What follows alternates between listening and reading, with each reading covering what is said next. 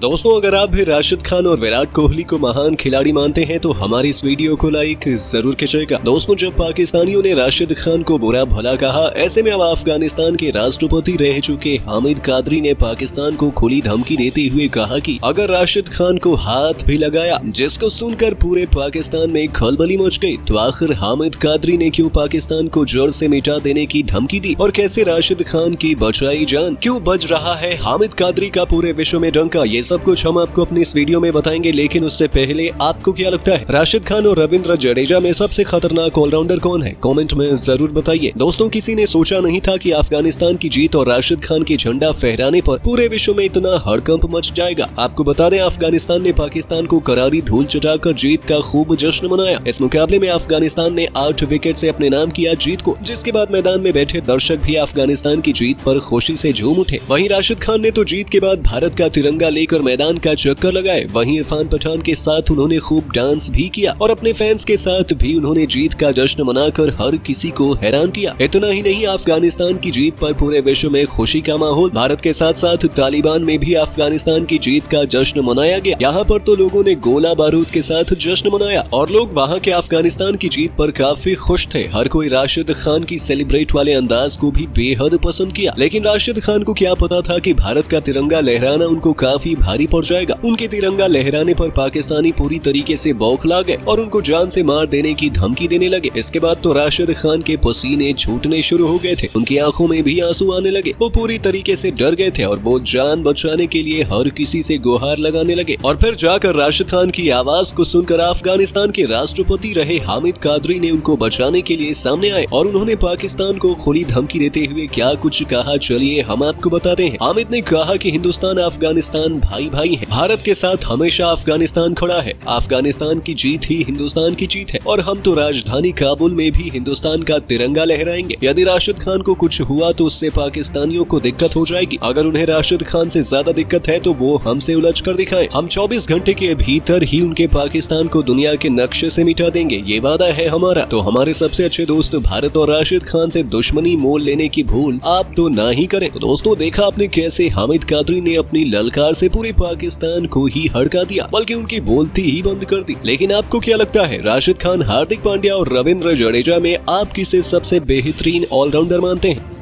दोस्तों, विश्व कप का 24वां वनडे मुकाबला ऑस्ट्रेलिया और नीदरलैंड के बीच दिल्ली के अरुण जेटली स्टेडियम में खेला गया।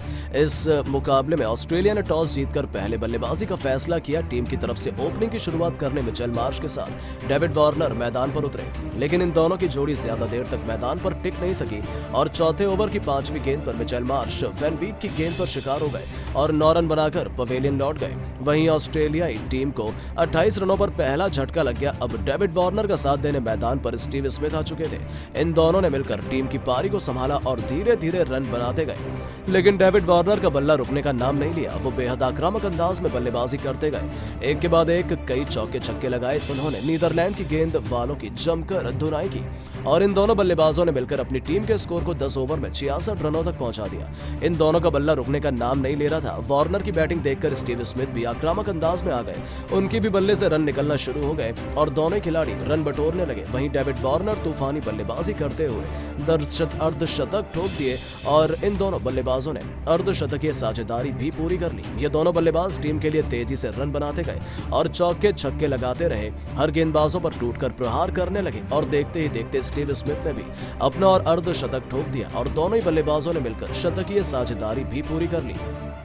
दोनों बल्लेबाजों ने मिलकर टीम के स्कोर को 20 ओवर में 150 रनों तक पहुंचा दिया। लेकिन वही टीम के लिए 24वां ओवर फेंकने आए आर्यन दत्त ने स्टीव स्मिथ को पवेलियन का रास्ता दिखा दिया और 71 बनाकर मैदान से बाहर चले गए और ऑस्ट्रेलिया टीम को 160 रनों पर दूसरा झटका लग गया। लेकिन डेविड वार्नर मैदान पर टिके हुए थे, उनका साथ देने अब लबुशेंज आ गए। इन दोनों ने मिलकर टीम की पारी को आगे बढ़ाया। इन दोनों का बल्ला शानदार तरीके से गरज रहा था। डेविड वार्नर तो मैदान में पूरी तरह से सेट हो चुके थे, अर्धशतक बनाकर खेल रहे थे। उनका बल्ला रुकने का बिल्कुल भी नाम नहीं ले रहा था। आज ऑस्ट्रेलिया के सभी बल्लेबाज शानदार फॉर्म में आ रहे थे। ये किसी का बल्लेबाज जमकर बोल रहा था। लबुशेन भी टीम के लिए तेजी से रन बना रहे थे। वहीं देखते ही देखते डेविड वार्नर आक्रामक अंदाज में बल्लेबाजी करना शुरू कर दिए।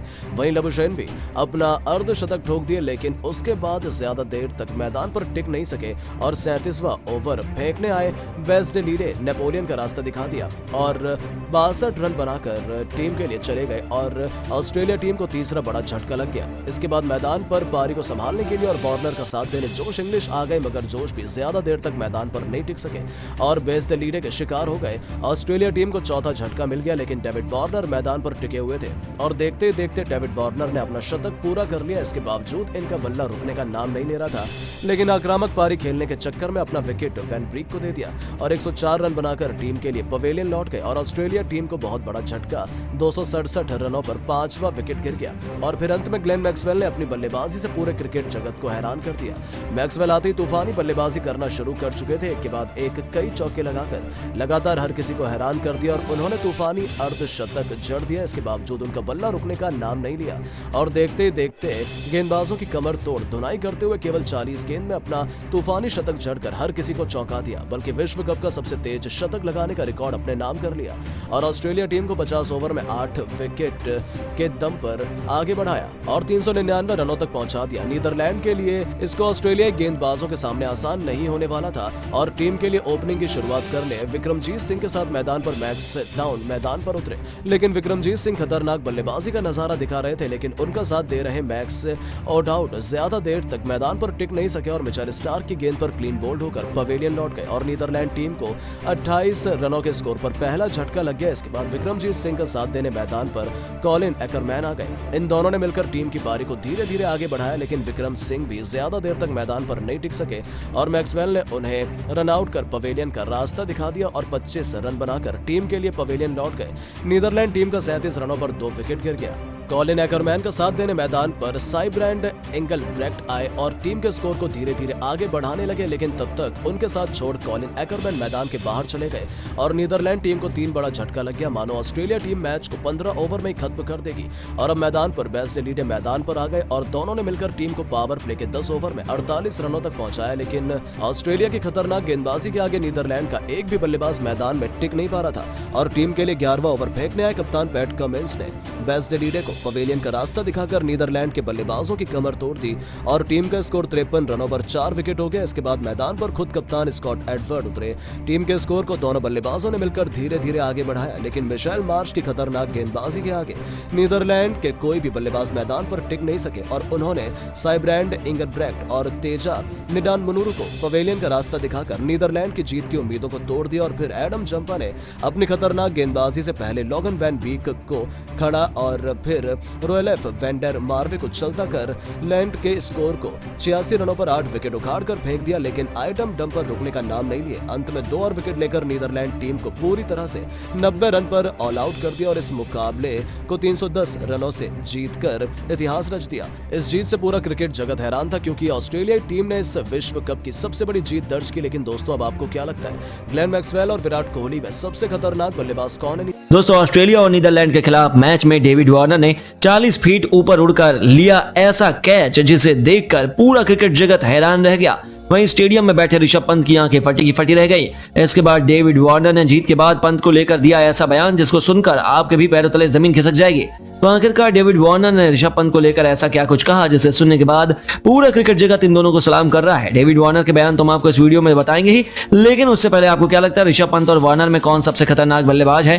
नीचे कमेंट करके जरूर बताइए। दोस्तों, विश्व कप का 24वां मुकाबला ऑस्ट्रेलिया और नीदरलैंड के बीच दिल्ली के अरुण जेटली स्टेडियम में खेला गया और इस मैच में ऑस्ट्रेलियाई बल्लेबाज पूरी तरह से बौखलाए नजर आए। मैदान पर उतरते ही डेविड वार्नर ने तूफानी बल्लेबाजी करनी शुरू कर दी और नीदरलैंड के हर गेंदबाजों पर जमकर प्रहार किया। वार्नर ने इस मैच में एक से बढ़कर एक खतरनाक शॉट लगाकर पूरे क्रिकेट जगत का दिल जीत लिया। इतना ही नहीं, उन्होंने अपनी बल्लेबाजी से ऑस्ट्रेलियाई टीम के स्कोर को तेजी से आगे बढ़ाया।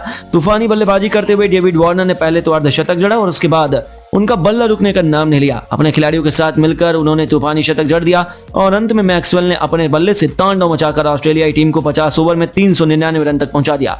नीदरलैंड के बल्लेबाज इस स्कोर को देखकर ही निराश हो गए और ऑस्ट्रेलिया की खतरनाक गेंदबाजी के आगे भी कोई बल्लेबाज मैदान पर टिकने का नाम नहीं लिया। एडम जंपा की, फिरकी और मिचेल मार्श की घातक गेंदबाजी के आगे नीदरलैंड की पूरी टीम 21 ओवर में 90 रनों पर ऑल आउट हो गई और ऑस्ट्रेलिया की टीम 309 रनों से विश्व कप में सबसे बड़ी और यादगार जीत दर्ज कर ली।